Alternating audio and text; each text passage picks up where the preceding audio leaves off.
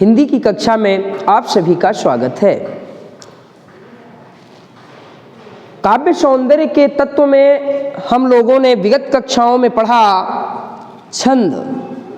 मैंने बताया था छंद शास्त्र प्रणेता आचार्य पिंगल। उसके बाद छंद को हमने जान लिया।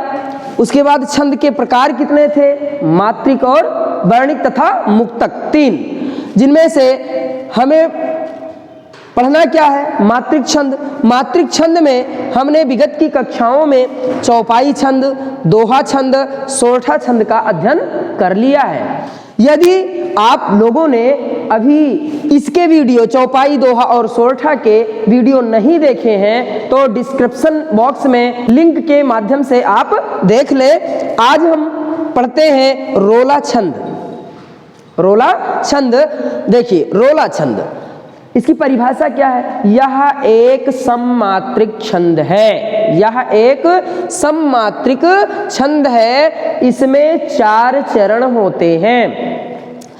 प्रत्येक चरण में 24 मात्राएं होती हैं। 11वीं और 13वीं मात्रा पर यति होती है और अंत में दो गुरु का होना चाहिए।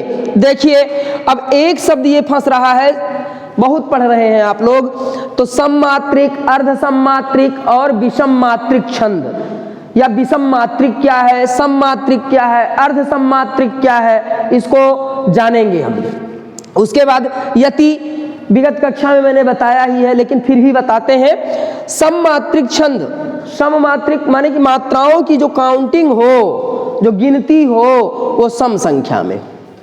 तो 24 कैसी संख्या है? सम संख्या है। इसलिए ये रोला छंद कैसा छंद है? सममात्रिक छंद है। लेकिन ये 4 चरणों में पहले और तीसरे चरण में 11-11 मात्रा हुई, दूसरे और चौथे चरण में 13-13 मात्रा हुई।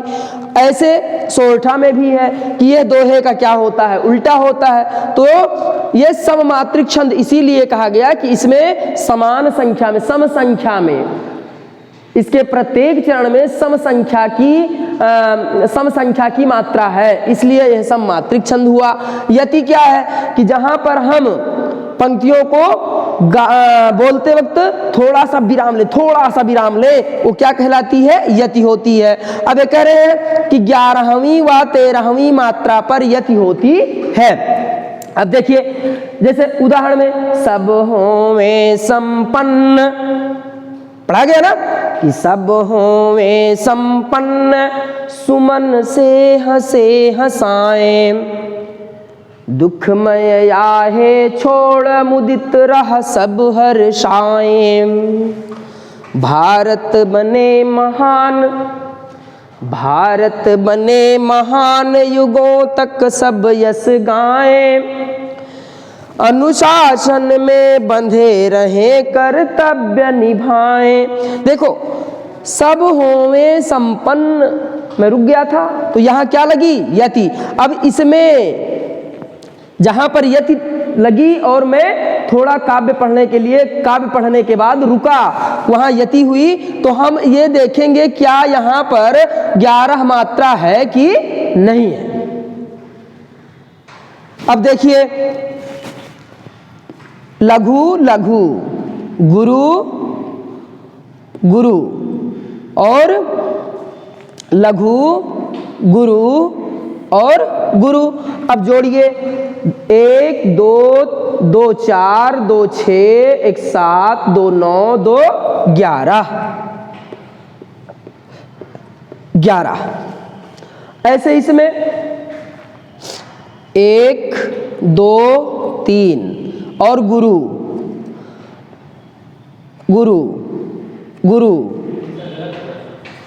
लघु लघु, गुरु और गुरु। 1 2 3 2 5 1 6 2 8 1 9 2 11 2 13। कितनी मात्राएं हुई? 13। तो 11 मात्रा पर यति, 11 मात्रा पर यति हुई, उसके बाद 13 मात्रा पर यति हुई, इसलिए इस पंक्ति में कौन सा छंद होगा? रोला छंद होगा। परंतु इसने कहा कि इसमें भी 4 चरण होते हैं। दूसरा चरण ले लीजिए, दुखमय आहे छोड़, दुखमय आहे छोड़, मुदित रहा सब बरसाएं। दुखमय, लघु लघु लघु लघु, गुरु गुरु गुरु लघु। इसको भाई काउंट करो, 1 2 3 4 2 6 2 8 2 10 1 11। यहां पर तीसरे पद में, तीसरे चरण में यहां 11 हुई। इसके बाद फिर इसमें देख लीजिए, मुदित, लघु लघु लघु लघु लघु लघु लघु लघु लघु और गुरु गुरु। अब इसको गिनो, 2 2 4 2 6 2 8 1 9 और 4 13, 13 मात्राएं, 13 मात्राएं ये हो गई। अब ऐसे तीसरे चरण में कहा गया 4 चरण होते हैं, ऐसे इनमें भी आप लगा लीजिए, मात्राएं मिलेंगी 11 और 13 पर आपको यति मिलेगी। इसलिए इन समस्त